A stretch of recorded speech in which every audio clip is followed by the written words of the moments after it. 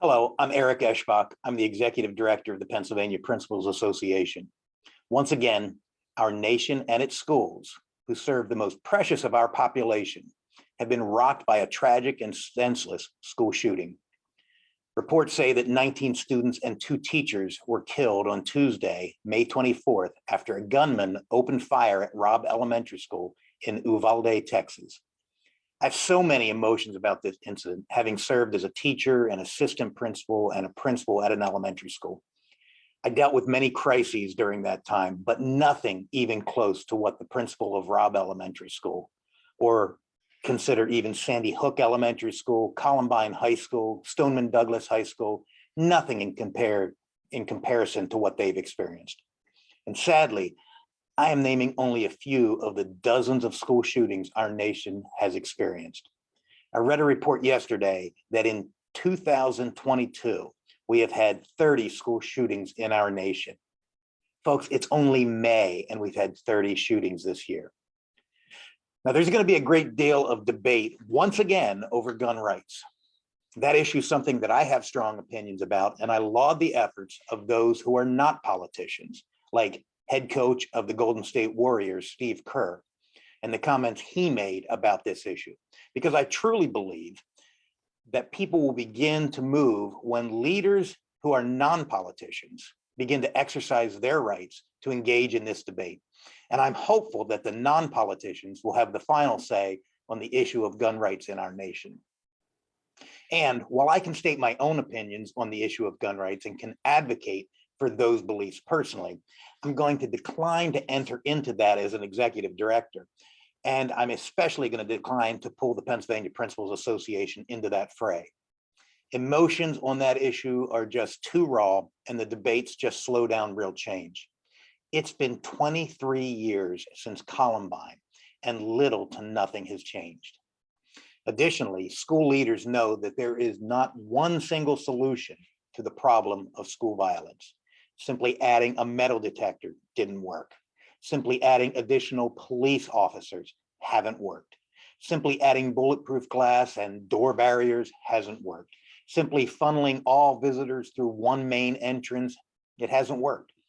Those actions need to be in addition to other more systemic solutions. What I will do is encourage this association and its members to look at the other factor that plays into this issue, the mental health pandemic. Columbine, Stoneman Douglas, Sandy Hook, Paducah, Virginia Tech, Santa Fe, and the Buffalo grocery store shooting. The list goes on. They were all perpetrated by students or recent students. The fact that 18, 19, 20-year-olds are committing these acts of violence says just as much about the mental health issues that have gone unnoticed, unassisted, or under-assisted in our communities. It's clearly evident. We as principals have been bemoaning the mental health crisis for years, yet very little has been done to truly address it systemically. The fact is, we need more mental health professionals in our schools, and school districts should not have to choose between hiring a social studies teacher or a social worker because of financial constraints. School districts shouldn't be put in the position of selecting a resource officer or a school counselor because they can only afford one of them. For the legislators of Pennsylvania, do something about this mental health pandemic. And when I say do something, I don't mean mandate courses for teachers or force PDE to write a model curriculum. When I say do something, I mean put your money where your mouth is. I know the adage is you can't just throw money at a problem, but I contend that you can strategically place money in a way that ensures it will be used for the good of children. We need legislators who will quickly pass laws to fund mental health programs and mental health school personnel. We need legislators who will make being a mental health professional a job that is sought after, not only because of the impact that it has on students, but because it can be a sustainable and living wage for those who are called to do this work. We need legislators who will fund alternative schools and our alternative programs that get students help quickly, not in 6 months when a bed becomes available, but immediately. The mental health of our students should not be impacted by supply chain issues the way ordering furniture is. Our children are not furniture and they're not disposable.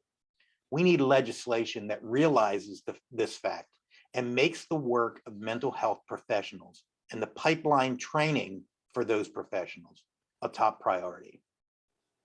Now, to the members of the Pennsylvania Principals Association, there will be many reports in the next days and weeks about gun control. I urge you to take action and advocate in a way that supports your students in whatever way you feel appropriate. But let's not let that discussion, that noise really, distract from the other significant issue, the mental health of our students. You can take action in a number of ways. First of all, in August, we will host the Educational Leadership Summit with our friends at PASA, and it will be held in Lancaster. And in October, we're going to host our LEAD conference at the Kalahari Resort in the Poconos. We have keynote speakers and breakout sessions that focus on issues of mental health and what principals can do and know. You need to be present at these conferences. I know you are saturated with work, and I know that you feel that you can't leave your school because you're covering classes or there's just not enough substitute teachers. But you owe it to yourself, and your districts owe it to you to come and learn and network and be renewed in your work to be all that you can be for the students you serve. Secondly, don't let any student in your school go unnoticed or under-assisted.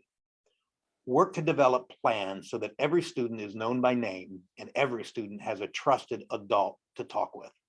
Employ programs that battle bullying and support those that are impacted by the negative action of others. We have experts around this state who are principals that have honed this skill into a fine art. They can assist you, and we can help you point to those principles. And third, advocate. For too long, principals have suffered from what I will call the caboose syndrome. That is, just like a caboose, they follow the actions of their school district, the teachers, the community, because those people's voices are much louder and the principals' voices are much fewer, and they don't believe the principals have the ear of legislators or the political muscle to make that change. That is simply untrue. Stop being a caboose, start being the engine of change. Be on the lookout for advocacy efforts by our association to help you in being that engine of change for our students, for their best interests and their mental health. In conclusion, I pray for the students and families of Robb Elementary and the community of Uvalde, Texas. Their world will never be the same in the absence of these 19 children, and their 2 teachers will never be reclaimed. But I also pray for those impacted by mental illness and the people that work to serve their needs.